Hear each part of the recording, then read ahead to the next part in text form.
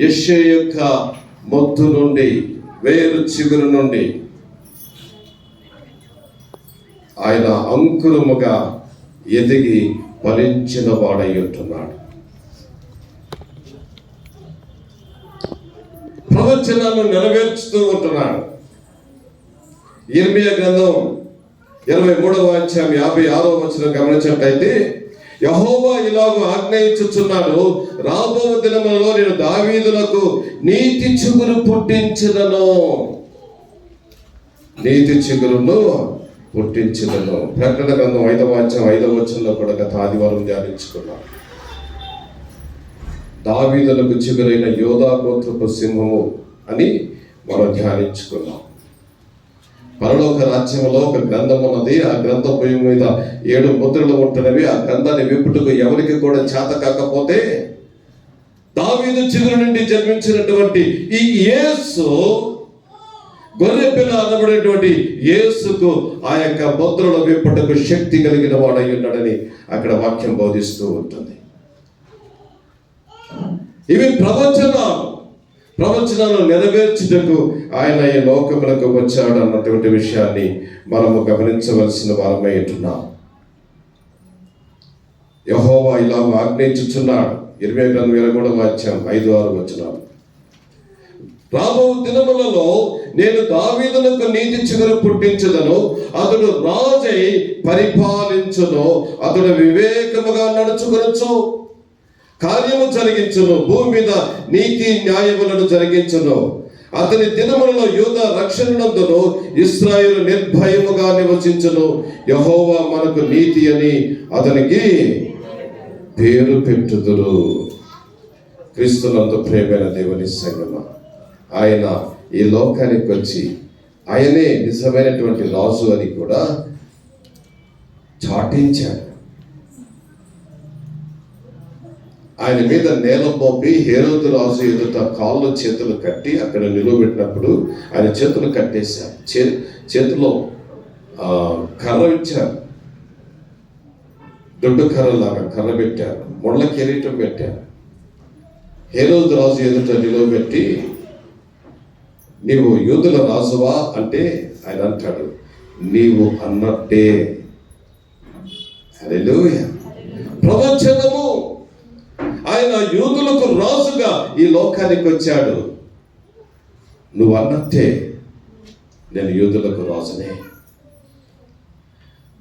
ఈ హేరోదు అన్ని తట్టుకోగలిగాడు, కానీ నేను రాజునై ఉంటుండగా నాకు మారుగా వేరొక రాజు అన్నటువంటి ఆ అహం అతనిలో నుంచి పోలేదు కనుక యేసు ప్రభుకి శిక్ష వేయడానికి తన మనసు కూడా అంగీకరించింది. ఈ యేసు, ఈ లోకములో జన్మించినటువంటి యేసు, మన ఇళ్లలో చర్చిలలో నేటివిటీ లాగా మనం అంతా అలంకరించి యేసు ప్రభు యొక్క బొమ్మను పెట్టి ఆ దృశ్యాన్ని, బెత్లెహేములో ప్రభు పుట్టినప్పుడు ఉన్నటువంటి దృశ్యాన్ని మనం చిత్రించుకుంటూ ఉంటాం, ఊహించుకుంటూ ఉంటాం. పశువుల పాకల పుట్టిన యేసు ఆయన పశువుల కాపరి కాదు, ఆయన లోకానికి కాపరి. ఆయన అంటున్నాడు, నేను మంచి గొర్రెల కాపరిని. ఆయన రాజు, ఆయన రాజు. ప్రవీణ్ పగడాల గారు ఈ మాట చాలా చక్కగా పలుకుతారండి.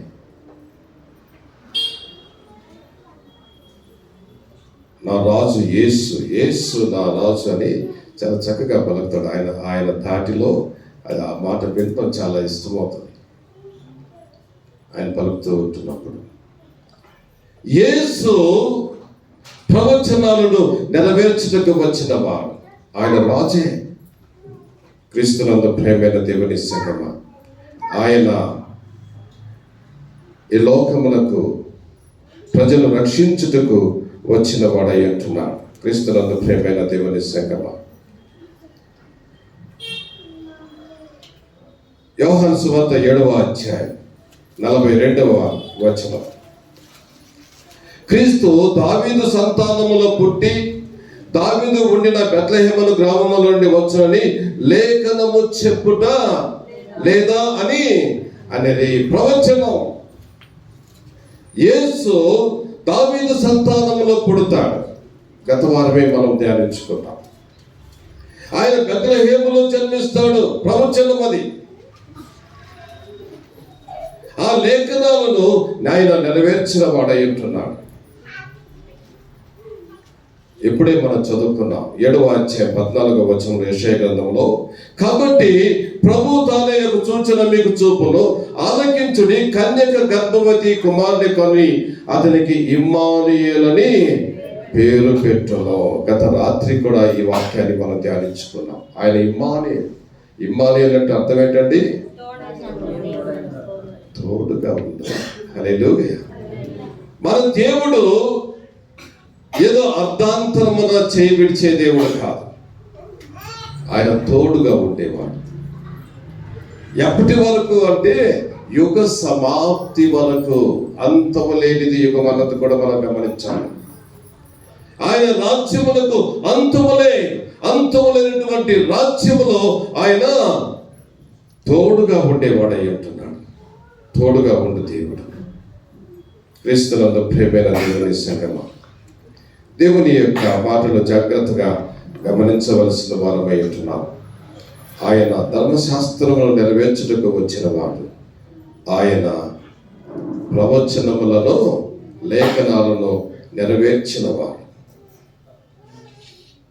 రెండవది గమనించినట్లయితే ఆయన ఈ లోకానికి నశించిన దానిని వెదకి రక్షించుటకు వచ్చినవాడు.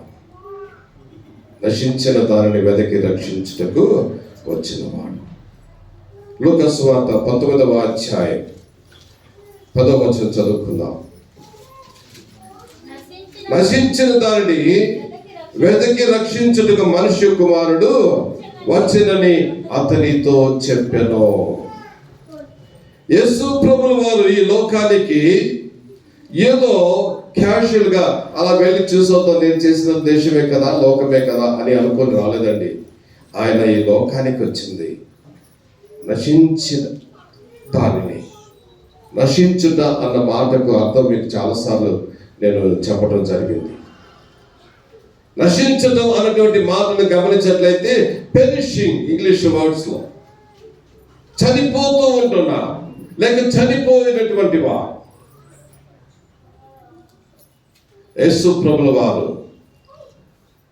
శిష్యులతో కూడా పడవ ప్రయాణం చేస్తూ ఉంటున్నప్పుడు ఆయన అలసిపోయి ఓడ అమరమున ఆయన సేద తీర్చుకుంటూ ఉంటే సముద్రం కలవర పెట్టింది. ఆ యొక్క తుఫాను చూసి, గాలి తుఫాను చూసినటువంటి శిష్యులు భయపడిపోయి ఓడ అమరమున నిద్రించుచున్నటువంటి ప్రభు దగ్గరికి వచ్చి ప్రభుతో ఒక మాట అంటారు, ప్రభువా, మేము నశించుచున్నాము, మీకు చింత లేదా? ఆ మాట యొక్క అర్థం ఏంటంటే మేము మునిగి చచ్చిపోతూ ఉంటున్నాం. ప్రభు వెంటనే పైకి వచ్చి ఆ యొక్క సముద్రాన్ని చూసి ఆయన గద్దించాడు. సముద్రాన్ని గద్దించిన వెంటనే సముద్రం నిమ్మలమాయను అని వాక్యం ఉన్నది. నశించుట అన్న మాటను ఇక్కడ మీకు వివరణ తీసుకురావడానికి నేను ఇష్టపడుతూ ఉంటున్నా. నశించుట అన్నటువంటి మాట చనిపోతూ ఉంటున్నా. పాపం వలన వచ్చు జీతం మరణము అన్నటువంటి మాట అక్కడ నెరవేరుతూ ఉంటుంది. ప్రతి వాడు కూడా నశించుతూ ఉంటుండగా వారిని రక్షించుటకు, ఏ విధంగా రక్షించుటకండి? వెదకి రక్షించుటకు, రక్షించుటకు ఆయన ఈ లోకానికి వచ్చాడు అన్నటువంటి విషయాన్ని గమనించాలి. యేసు ఈ లోకానికి వచ్చినటువంటిది నశించిన దానిని వెదకి రక్షించుటకు. 1 తిమోతికి రాసినటువంటి పత్రిక 1వ అధ్యాయం 15వ వచనములో పాపులను రక్షించుటకు క్రీస్తు యేసు లోకమునకు వచ్చెను. అది ఆ వాక్యము నమ్మదగినది అంటాడు అక్కడ. ఆ వాక్యము నమ్మదగినది. పూర్ణ అంగీకారములకు యోగ్యమైనది ఉన్నదని అనే వాక్యం చెప్పబడుతూ ఉంటుంది. దాన్ని నమ్మటంలో నేను ప్రధానుడను అంటాడు అపోస్తలుడైనటువంటి పౌలు గారు. యేసుక్రీస్తు ప్రభువు వారు ఈ లోకానికి నశించిన దానిని వెతికి రక్షించుటకు వచ్చాడు అని, పాపులను రక్షించుటకు వచ్చాడు అని నేను నమ్ముటలో ప్రధానుడను అంటున్నాడు. మనం కూడా ప్రశ్న వేసుకోవాలి. We celebrate Christmas. నేను ఊహించినంతగా మీరు కనబట్టలేదు, కానీ పండుగ రోజు కదా చాలా బాగా సిద్ధపడి వచ్చేస్తారు అనుకున్నాను. అందుకే ఎప్పుడో కొట్టించుకున్న షూట్ నేను వేసుకున్నాను. నన్ను బలపరుస్తూ చతురంత కూడా వేసుకున్నాను షూట్. మరి బయట ఎవరన్నా షూట్లు వేసుకున్నారో తెలియదు, కానీ గతంలో ఎలాగుండేదంటే ఇక్కడ నిలబడుకుని వాక్యం చెప్పలేము. ఈ పర్ఫ్యూమ్ స్మెల్ అంతా కూడా అదరగొట్టేసి చర్చ్. మీరే కదా పాస్టర్ గారు పర్ఫ్యూమ్ వేసుకురావద్దని అంటారు. నేను ఎందుకంటానంటే నా ముక్కు బద్దలైపోతుంది, తుమ్ములు ఆపుకోలేము, అందుకే వద్దని చెప్తాను.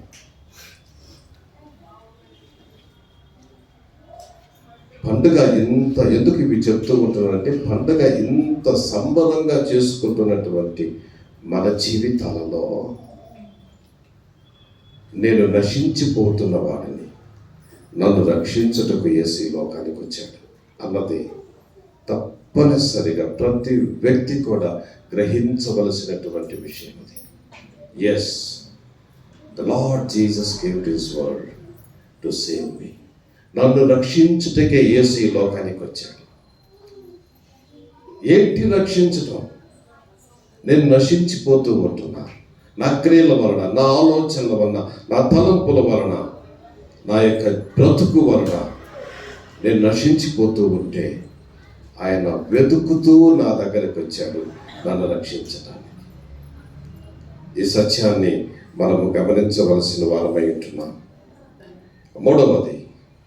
మొదటిది ధర్మశాస్త్రములో ప్రవచనాలను నెరవేర్చడానికి వచ్చాడు. రెండవది నశించిన దాన్ని వెతికి రక్షించుటకు వచ్చాడు. మూడవది అపవాది యొక్క పనిని లేక అపవాది యొక్క క్రియలను నాశనము చేయడానికి వచ్చాడు ఆయన.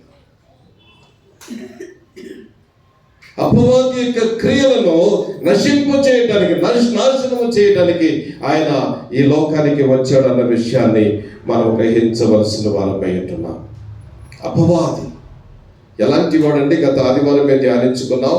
వాడు దొంగ, దోచుకోవటానికి వస్తాడు, హత్య చేయటానికి వస్తాడు, మరి దేనికి కూడా రాడు అని గత ఆదివారమే యోహాను సువార్త 10వ అధ్యాయం 10వ వచనం నుండి మనం ధ్యానించుకున్నాం.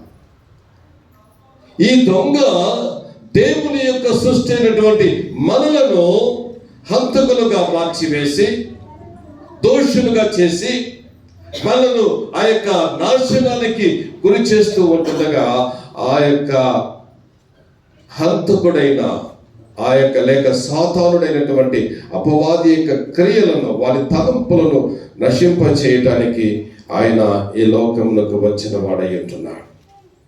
అపవాది మొదటి నుండి పాపము చేయుచున్నాడు గనుక పాపము చేయువాడు అపవాది సంబంధి. అపవాది యొక్క క్రియను లయపరచుటకే దేవుని కుమారుడు ప్రత్యక్షమాయను. 1 యోహాను 3వ అధ్యాయం 8వ వచనం. దేవుని కుమారుడు ఎందుకోసం ఈ లోకానికి వచ్చాడంటే అపవాది క్రియలను లయపరచుటకే వచ్చాడు, వాటిని నశింప చేయటానికి. లయము అంటే ఇక లేకుండా చేసివేయటం. అపవాది క్రియలను లయపరచుటకే క్రీస్తు యేసు లోకానికి వచ్చాడు. నీలో, మనలో ఏదైనా అపవాది క్రియలు ఉన్నాయేమో ప్రశ్నించుకోవాలి. అలాంటి క్రియలు ఉన్నట్లయితే ఆయన వాటిని నశింప చేయడానికి వచ్చాడు కనుక ఈ సందర్భంలో ఆయనకు అప్పగించు. ఆయన నీలో ఉన్న అపవాది క్రియలను లయపరిచేవాడుగా ఉంటున్నాడు. నాలుగవది, సమృద్ధి అయినటువంటి జీవితాన్ని ఇవ్వటానికి ఈ లోకానికి వచ్చాడు.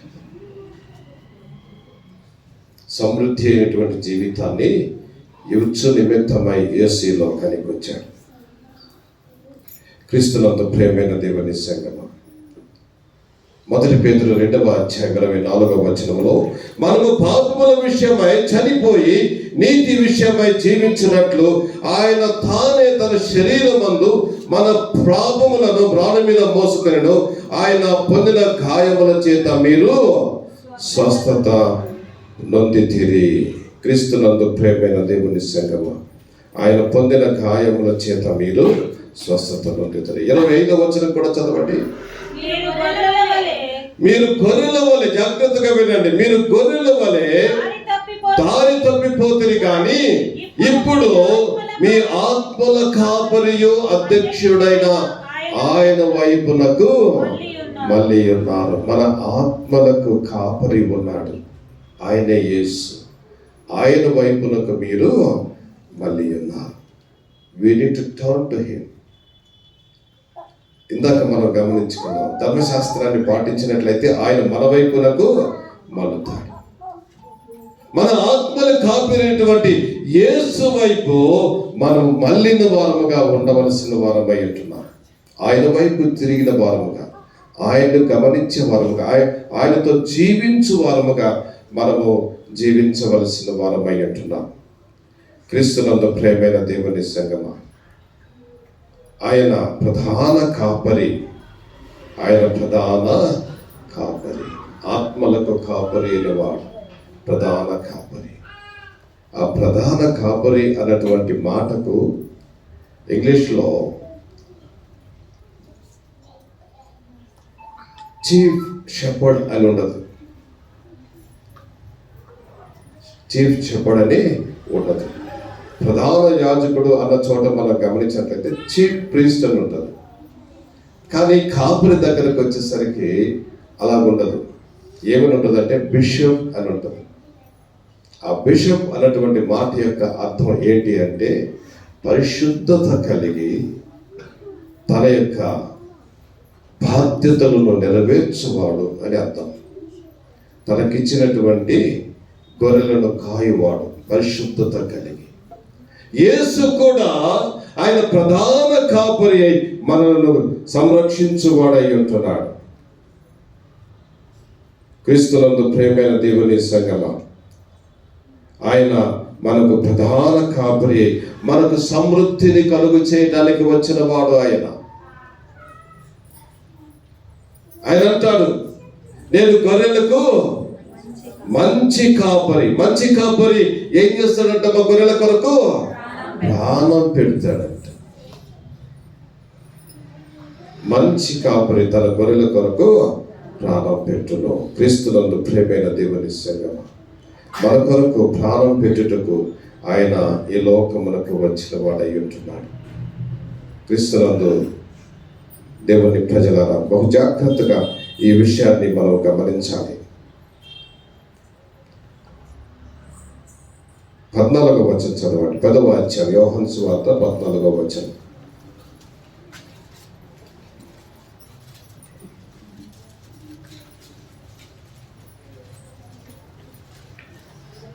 తండ్రి యందు నేనును నా యందు తండ్రియు ఉన్నామని నీవు నమ్ముటలేదా? నేను మీతో చెప్పుచున్న మాటలు నా యంతట నేనే చెప్పుటలేదు. నేను గొర్రెల మంచి కాపరి. ఎవరు చదివింది? మన పురుషులు ఎవరు చదివారు? చాలా కాలానికి పురుషులు చదువుతున్నారు మన చర్చిన బయట. ఇంతకాలం వినబడేది కాదు. మేము ఎందుకు చదువుతాం సార్, మా పక్షాన మీరున్నారు కదా, మీరు చదివితే చాలండి అన్నట్టుగా ఉండేది. థ్యాంక్ యూ నాన్న. నేను గొర్రెలకు మంచి కాపరి. ఈ మంచి కాపరి గొర్రెల కొరకు ప్రాణం పెట్టువాడై ఉన్నాడు అన్న విషయాన్ని గమనించవలసిన వారమై ఉంటుంది. ఆయన మన కొరకై మనము సమృద్ధి అయినటువంటి జీవితాన్ని జీవించే నిమిత్తమై అవసరమైతే మన కొరకు ప్రాణం పెట్టుటకు కూడా సిద్ధపడి ఈ లోకానికి వచ్చిన వాడు ఆయన. He came to this world to save, to shepherd his folks. ఆయన యొక్క గొర్రెలను కాయుటకు ఈ లోకానికి వచ్చిన వాడు అయ్యున్నాడన్న విషయాన్ని మనము గమనించవలసిన వారమై ఉంటున్నాం. 1 పేతురు 2వ అధ్యాయం 24వ వచనం, మనము పాపముల విషయమై చనిపోయి నీతి విషయమై జీవించినట్లు ఆయన తానే తన శరీరమందు మన పాపములను మానవ మీద మోసుకొనెను. ఆయన పొందిన గాయముల చేత మీరు స్వస్థత నొందితిరి. క్రీస్తునందు ప్రియమైన దేవుని సంగమా, ఆయన మన కొరకు ప్రాణం పెట్టువాడని ఇప్పుడే మీకు చెప్పాను. ఇప్పుడు గమనించినట్లయితే మన పాపములను ఆయన తానే తన శరీరమందు మన పాపములను ప్రాణం మీద మోసుకొనెను. మన పాపములను ప్రాణం మీద మోసిన వాడై ఉంటున్నాడు. మన పాపములను ఆయన మాను మీద మోసిన వాడై ఉంటున్నాడు. ఆయన పొందిన గాయముల చేత మీరు స్వస్థత నొందితిరి. ప్రవచనాలు నెరవేర్చడానికి వచ్చిన వాడు. యెషయా గ్రంథం 53వ అధ్యాయంలో ఆయన పొందిన గాయముల చేత మనకు స్వస్థత. ఇక్కడ అదే మాటను గమనిస్తూ ఉంటున్నాం. సేవకుడైనటువంటి పేతురు గారు ఆ మాట ఒక్కానించి చెప్తూ ఉంటున్నారు. ఆయన పొందిన గాయముల చేత మీరు స్వస్థత నొందితిరి. 1 తిమోతి 3వ అధ్యాయం 1వ వచనాన్ని గమనించినట్లయితే, ఎవడైనను అధ్యక్ష పదవిని ఆశించిన అటువాడు దొడ్డ పనిని అపేక్షించుచున్నాడన్న మాట నమ్మదగినది. ఆయన పెద్ద పనిని, అంటే సంఘం యొక్క సేవకుల గురించి చెప్పబడుతున్న మాట అయినప్పటికీ కూడా ఈ మాటను మరొక విధంగా కూడా మనం గమనించవలసిన వారమై ఉంటున్నాం. ఆయన గొర్రెలను కాయుట అనేది పెద్ద పని అయినప్పటికీ కూడా ఆ పనిని చేయటానికి ఆయన ఈ లోకానికి వచ్చి దానిని నెరవేర్చిన వాడై ఉంటున్నాడు. ఆయన నెరవేర్చిన వాడై ఉంటున్నాడు. ఈయన మరలా ప్రత్యక్షం కాబోతాడు. ఈయన మరలా ఈ లోకాల్లో ప్రత్యక్షం కాబోతున్నాడు. 1 పేతురు 5వ అధ్యాయం 1వ వచనం, ఆయన ప్రత్యక్షం అవుతూ ఉంటున్నప్పుడు జరిగే కార్యం ఏంటో ఒకసారి గమనించాలి. 1 పేతురు 5వ అధ్యాయం 4వ వచనం, ప్రధాన కాపరి ప్రత్యక్షమైనప్పుడు మీరు వాడబారని మహిమ కిరీటము పొందుదురు. హల్లెలూయా. ఆయన సమృద్ధి అయిన జీవితాన్ని మాత్రమే కాదు, కానీ ఆయనను వెంబడించిన వారి యొక్క ఘనతను కూడా, లేక వారిని మహిమపరిచేవాడై ఉంటున్నాడు. ఆయన వారిని మహిమపరిచేవాడుగా ఉంటున్నాడు. ఆయన ఎందరైతే ఆ ప్రధాన కాపురైనటువంటి యేసుని వెంబడిస్తూ ఉంటారో వారి జీవితాలలో వారు దేవుని యొక్క మహిమ కిరీటమును ధరించుకొందురు. ఇది సమృద్ధి అయినటువంటి జీవితాలకు సూచన. మహిమ కిరీటాన్ని ధరించుకుంటారు. వాడబారని మహిమ కిరీటం, దట్ నెవర్ ఫేడ్. ఆ కిరీటం ఎప్పుడు కూడా మాసిపోదు. మాసిపోని మహిమ కిరీటాన్ని ఆయన మనకు ధరింప చేయడానికి ఈ లోకానికి వచ్చాడు. ఈ VBS కార్యక్రమాలు చేసేటప్పుడు, లేకపోతే ఈ క్రిస్మస్ నేటివిటీ కార్యక్రమాలు పిల్లల చేత నాటికలు చేయించేటప్పుడు పిల్లలకి అందరికీ కిరీటాలు పెట్టేస్తాం కదా. వాళ్ళు ఎంత బాగుంటారో ఆ కిరీటాలు చూసుకున్నప్పుడు. పిల్లల తల్లిదండ్రులు వచ్చి ఫోటోలు తీసింది. బయటికి తీసుకెళ్ళిన తర్వాత కూడా మళ్ళా ఫోటోలు తీసుకుంటుంటారు. వాళ్ళ పిల్లల్ని కిరీటాలు ధరించుకున్నటువంటి కిరీటదారిగా చూసి ఇళ్లలో ఫోటోలు కూడా తీయించుకొని ఫ్రేములు కట్టించుకున్న వారు కూడా మనం చూస్తూ ఉంటున్నాం. నేను ఒకసారి ఒక ఇంటికి వెళ్ళిన తర్వాత కుటుంబ ప్రార్థనకు వాళ్ళని అడిగా, ఈ ఫోటో చాలా బాగుంది, వాళ్ళు ఉన్నారు ఇక్కడే, ఆ కిరీటం ఏదమ్మా అన్న. సార్ అది చర్చిలో పిల్లలు పెట్టింది సార్, అది మావాడు ఎప్పుడో దాన్ని పాడు చేశాడు, విరిగిపోయింది, ముక్కలు చేసేసారు సార్ మావాడు దాన్ని. అది ఈ లోకంలో మనం ధరించుకునే కిరీటపు యొక్క స్థితి. కానీ ప్రధాన కాపురైనటువంటి యేసు తను వెంబడించిన వారికి ధరింపజేసే కిరీటము గమనించినట్లయితే అది వాడబారని మహిమా కిరీటము అన్న విషయాన్ని మనము గమనించవలసిన వారమై ఉంటున్నాం. ఆయన మనకు వాడబారని మహిమ కిరీటమును ధరింప చేయుటకై ఈ లోకమందు మనల్ని సిద్ధపరచుటకు ఈ లోకానికి వచ్చాడు. He came to this world to prepare us to wear the unfading crown. వాడబారని మహిమ కిరీటాన్ని ధరింప చేయటానికి మనం సిద్ధపరచడానికి వచ్చాడు ఈ లోకానికి. ఈ విషయాన్ని మనము గమనించవలసిన వారమైతున్నాం. చివరి మాట చెప్పి నేను ముగిస్తాను. ఆయన ఈ లోకానికి రావటం మరొక కారణం ఉన్నది. ఆయన ప్రజలకు దేవుణ్ణి పరిచయం చేయడానికి వచ్చాడు. ప్రజలకు దేవుణ్ణి పరిచయం చేయడానికి వచ్చాడు. దేవుడు లేడని బుద్ధిహీనులు తమ హృదయమందు అనుకుందరు. గత ఆదివారం కూడా అదే వాక్యాన్ని ధ్యానించుకున్నాం. దేవుడు లేడు. ప్రజలలో ఇది తరచుగా వినబడే మాట. ఇప్పుడు ఈనాటి సమాజము లేకపోతే మన దేశపు యొక్క పరిస్థితి కూడా అదే. క్రైస్తవులను హింసించే సమయంలో వాళ్ళు అడిగే ప్రశ్న ఇదే, ఏది మీ దేవుడు రమ్మని చూద్దాం. ప్రేమైన దేవుని సంగమా, యేసు ఈ లోకానికి వచ్చినది దేవుణ్ణి మనకు పరిచయం చేయడానికి వచ్చాడు. యోహాను సువార్త 14వ అధ్యాయం 9వ వచనం చదవండి. యోహాను సువార్త 14:9. ఫిలిప్పు, నేను ఎంతకాలం మీ యొద్ద ఉండినను నీవు నన్ను ఎరుగవా? నన్ను చూచినవాడు తండ్రిని చూచుచున్నాడు గనుక తండ్రిని మాకు కనపరచమని ఎలా చెప్పుచున్నావు? చాలు తల్లి. ఇక్కడ తోమా వచ్చి ప్రభుని అడుగుతాడు, ప్రభువా నువ్వు ఎక్కడికి వెళితే అక్కడికి మేము కూడా వస్తామంటాడు. అందుకు ప్రభు చెప్తాడు, నువ్వు ప్రతి చోటికి నాతో కూడా రాలేవు అని చెప్తూ, నేనే మార్గమును సత్యమును జీవనమును అయ్యిందని మాట్లాడుతున్న సందర్భంలో వెంటనే అక్కడున్న ఫిలిప్పుకి ఒక అనుమానం వచ్చింది.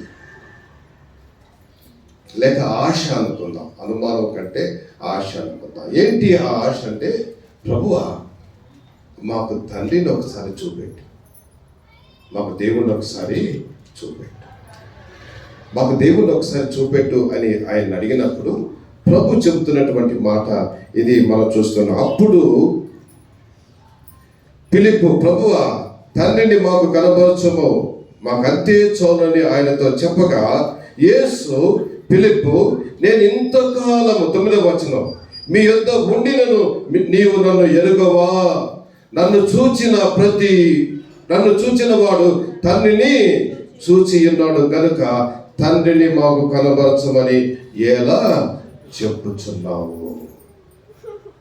యేసుని ఎవరు చూస్తారో వారు లోక రక్షకుడైన లేక సృష్టికర్త అయిన నిన్ను నన్ను మనలను సృజించిన వాడైన దేవుణ్ణి చూసిన వారు తండ్రి కుమారుడు ఏకమై ఉన్నారన్న విషయాన్ని ఇక్కడ మనం జ్ఞాపకం చేసుకోవాలి. నేనును నా తండ్రిని ఏకమై ఉన్నాము అని యోహాను సువార్త 17వ అధ్యాయంలో ఆయన చెప్పడం మనం చూస్తూ ఉంటున్నాం. క్రీస్తునందు ప్రియమైన దేవుని సంగమా, తండ్రిని పరిచయం చేయడానికి ఆయన ఈ లోకానికి వచ్చాడు అన్న విషయాన్ని మనము గ్రహించవలసిన వారమై ఉంటున్నాం. యోహాను సువార్త 1వ అధ్యాయం 18వ వచనం. ఎవడును ఎప్పుడైనాను దేవుణ్ణి చూడలేదు, తండ్రి రొమ్ముననున్న అద్వితీయ కుమారుడే ఆయనను బయలుపరిచెను. హల్లెలూయా. ఎవరు కూడా దేవుని చూసిన వారులే. పాత నిబంధన కాలంలో అబ్రహాము వరకు దేవుణ్ణి చూసిన వారు, యాకోబు వరకు దేవుణ్ణి చూసిన వారిని మనం చూడగలం. ఆ తదుపరి దేవుణ్ణి ప్రత్యక్షంగా చూసిన వారి యొక్క సంఖ్య కనబడలేదు.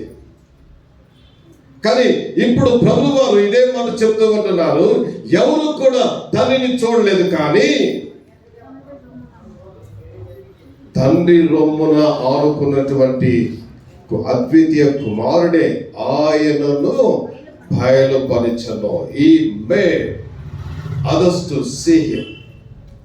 రక్షకుడైన యేసు తండ్రి అయినటువంటి దేవుణ్ణి లోకానికి బయలుపరిచాడు.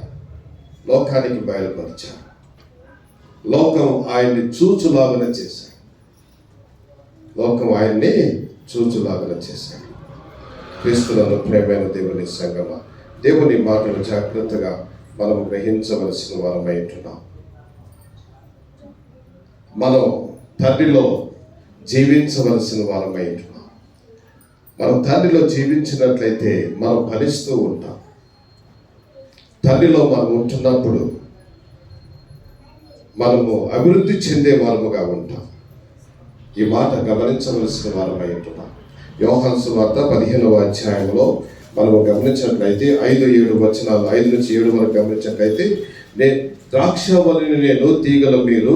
ఎవడు నా యందు నిలిచి ఉందో నేను వాని ఎవరి యందు నిలిచి ఉందో వాడు బహుగా ఫలించును. Who lives in me will flourish. ఫలించేవాడుగా ఉంటాడు. Will bear the fruits.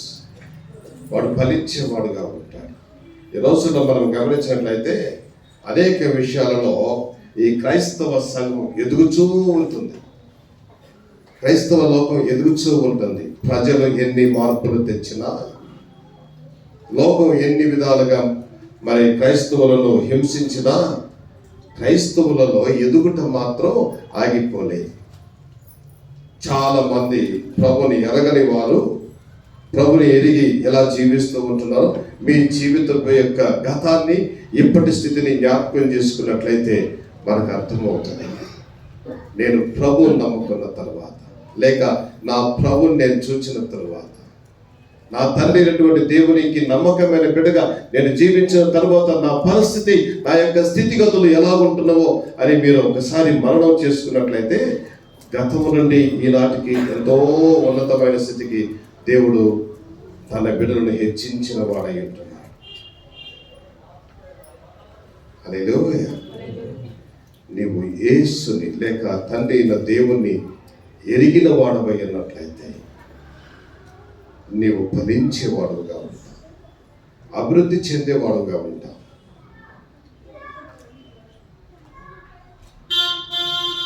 గతంలో ఒక 15-20 సంవత్సరాల క్రితం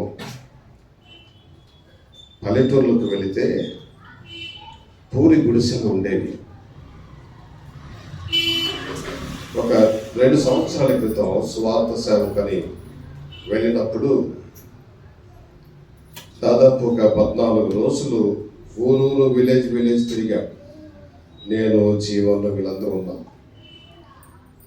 ఊరూరు తిరుగుతూ ఉంటే ఒక ఊరికి వెళ్ళేసరికి పూరి గుడిసె కనపడింది. తాటాకులు, ఆ చుట్టూ గోడ, చుట్టిళ్ళు అంటారు, అది కనబడింది. వెంటనే అక్కడ నిలబడి ఫోటో తీసుకున్నాం. ఎందుకంటే అలాంటి ఇళ్ళు కనుమరుగైపోతున్నాయి, కనబట్టలేదు. వాటికి అది ఎందుకు సార్ అంటారా,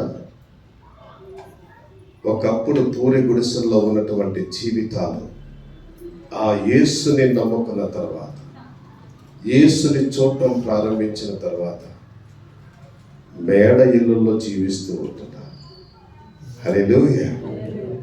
ఒక దినాలలో కాలికి వేసుకోలేనటానికి చెప్పులు కూడా లేక చినిగిపోయిన చెప్పులతో జీవించుతున్నటువంటి బ్రతుకులు ఈ రోజుల్లో కారుల్లో సంచరిస్తూ ఉంటున్నారు. హల్లెలూయా. దేవుడు తన బిడ్డలను ఒకరి తర్వాత వారి తరాలను ఆశీర్వదిస్తూ వస్తూ ఉంటున్నారు. మన పూర్వీకులు ప్రభుత్వం దగ్గరికి వెళితే వేలిముద్ర వేసేవారు. ఇప్పుడు అది కనబడట్లేదు. కొందరు సంతకాలు పెడితే ఆ సంతకాలు చూసినప్పుడు ఎంత సంతోషం వేస్తూ, స్కూల్లో పిల్లలు అడ్మిషన్ చేస్తున్న సందర్భంలో పేరెంట్స్ అప్లికేషన్స్ ఫిల్అప్ చేసినప్పుడు వాళ్ళ సంతకాలు చూసి అడుగేస్తాను నేను, మీరు ఏం చదువుతున్నారండి అని. స్కూల్ ప్రారంభించినటువంటి దినాల్లో గమనిస్తే వేల ముద్దలు కనపడేవి, ఇప్పుడు అవి లేవు. దేవుడు ఆశీర్వదిస్తూ ఉంటున్నాడు. ప్రతి చోట కూడా ఆయనను ఎరిగిన వారిని దేవుడు ఉన్నతమైన స్థితికి హెచ్చిస్తూ ఉంటున్నాడు. నీవు దేవుని యొక్క ముఖ దర్శనం చేసుకోగలిగినట్లయితే ఆయన ముఖ కాంతిలో నీవు ఉన్నతమైనటువంటి స్థితికి ఎదుగుతూ ఉంటావు. తండ్రిని ఈ లోకములో మనకు పరిచయం చేయటానికి వచ్చిన వాడు యేసు. ఆ తండ్రిని దర్శించుకున్నవాడు, ఆ తండ్రిని ముఖ దర్శనం చేసుకోగలిగిన వాడు తన జీవితంలో ఎదుగుతూ ఉంటాడు, ఉన్నతమైన స్థితికి ఎదుగుతూ ఉంటాడు. ఇలా మాట్లాడుతున్నానని ఎవరు నా మీద కోపడకండి. మన దేశంలో కుల వ్యవస్థ, శరీరతనము, ఇవన్నీ కూడా మనుషుల్ని నేల మట్టుకు త్రొక్కి వేసినటువంటి స్థితిలో జీవించుతున్నటువంటి పరిస్థితులు. కానీ ఎప్పుడైతే ఈ దేశానికి నా ప్రభు యొక్క స్వార్థ వెలగట్టడం జరిగిందో మనుషుల జీవితాలు మార్చిపోయాయి. ప్రభు యొక్క సువార్త ఏ హృదయంలో సంచరిస్తూ ఉంటుందో, ఏ హృదయంలోనికి ప్రభు సువార్త చొచ్చుకొని పోతూ ఉంటుందో ఆ జీవితాలు ఉన్నతమైన స్థితికి ఎదుగుతూ ఉంటున్నాయి. ప్రభు లేని దినములలో చీకటి జీవితం, ప్రభు లేనటువంటి దినములో ఆందోళనతో కూడినటువంటి బ్రతుకులు. కానీ ప్రభు వచ్చిన తరువాత ప్రతి వ్యక్తిలో ఒక స్థైర్యం వచ్చింది. నేను కూడా జీవించగలను. ఎలా అంటే నా ప్రభు నాకు తోడుగా ఉంటున్నాడు, నా ప్రభు నన్ను నడిపించుకోడై ఉంటున్నాడు, నా ప్రభు యొక్క సహాయము నాకు తోడుగా ఉంటుంది. ఆయన అన్నాడు, ఇదిగో సదాకాలము నేను మీకు తోడై ఉన్నది. ఇమ్మానుయేలు అనబడిన దేవుడు, తోడుగా ఉండే దేవుడు, నిత్యము మనకు తోడుగా ఉండుటకై ఈ లోకములకు వచ్చిన వాడై ఉంటున్నాడు. ప్రేమైన దేవుని సంగమా, ముగిస్తూ ఉంటున్నా. యేసు ఈ లోకానికి వచ్చింది ధర్మశాస్త్రములో ప్రవచనాలను నెరవేర్చడానికి ఈ లోకానికి వచ్చిన వాడై ఉంటున్నాడు. యేసు ఈ లోకానికి వచ్చి తన యొక్క ధర్మశాస్త్రం అంతటిని కూడా నెరవేర్చి దేవునికి ఇష్టడుగా, తండ్రి అయిన దేవునికి ఇష్టడుగా ఈ లోకములో రక్షించుకున్న వాడై ఉంటున్నాడు. రెండవది, ఆయన నశించిన దానిని వెదకి రక్షించుటకు ఈ లోకములకు వచ్చిన వాడై ఉంటున్నాడు. మూడవది, అపవాదిక పన్నాగములను, అపవాదిక క్రియలను నశింపు చేయడానికి వచ్చిన వాడై ఉంటున్నాడు. ఏంటి అపవాది? వాడు దొంగ, దోచుకుని వాడై ఉంటున్నాడు. అంతకుడు వాడు హత్య చేయడానికి వస్తూ ఉంటాడు. వారి యొక్క కబంధాల నుండి, వారి క్రియల నుండి మనల్ని తప్పించి వారిని నశింపజేసిన వాడై ఉంటున్నాడు. నాలుగవది, ఆయన సమృద్ధి అయినటువంటి జీవితాన్ని ఇచ్చాడు. సమృద్ధి అయిన జీవితాన్ని ఇచ్చాడు.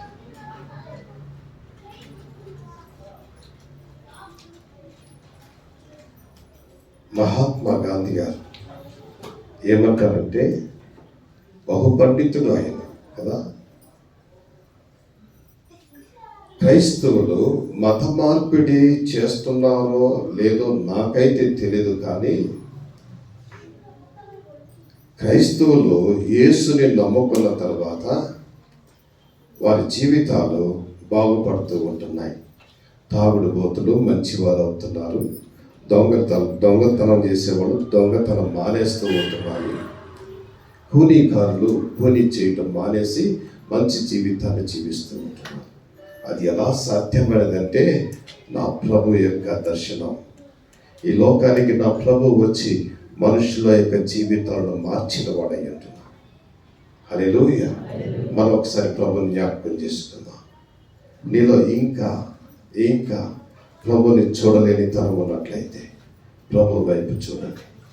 మరొక క్రిస్మస్ మన జీవితంలో వస్తుందో రాదో తెలియదు. లోకంలో మనం ఏమైపోతామో తెలియదు, లేక లోకమే ఏమైపోతుందో తెలియదు. ఆయన త్వరలో రానయ్యంటున్నాడు. again ఆయన ఈ లోకంలో పశువుల పాకలో జన్మించడం మాత్రమే మనకు తెలుసు. కానీ ఆయన ఈ లోకానికి రారాజుగా మేఘారూఢుడై ఆకాశము నుండి భూమికి దిగి రానయ్యంటున్నాడు. ఆయనను ఎవరు చూడటానికి సిద్ధపడి ఉంటారో వారిని మాత్రమే ఆయన తన వెంట కొనిపోతాడు.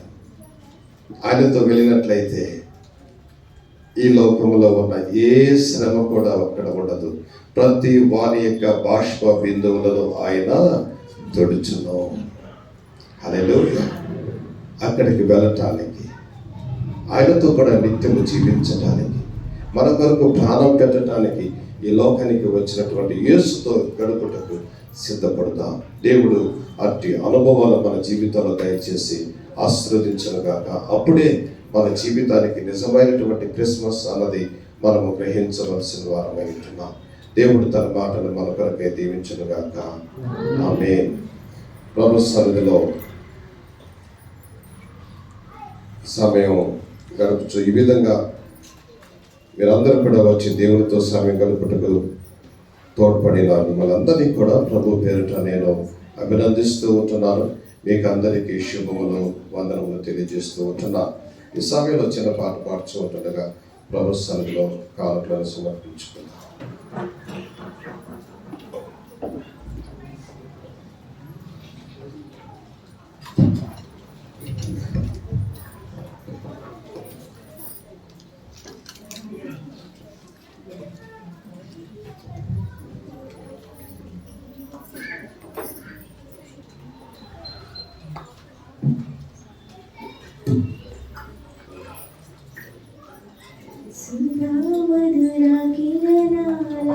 అరుణోదయం కరుణామయుని శరణం తరుణోదయం సుధామధుర కిరణాల అరుణోదయం కరుణామయుని శరణం తరుణోదయం శరణు హృదయాలు వెలుగైనవి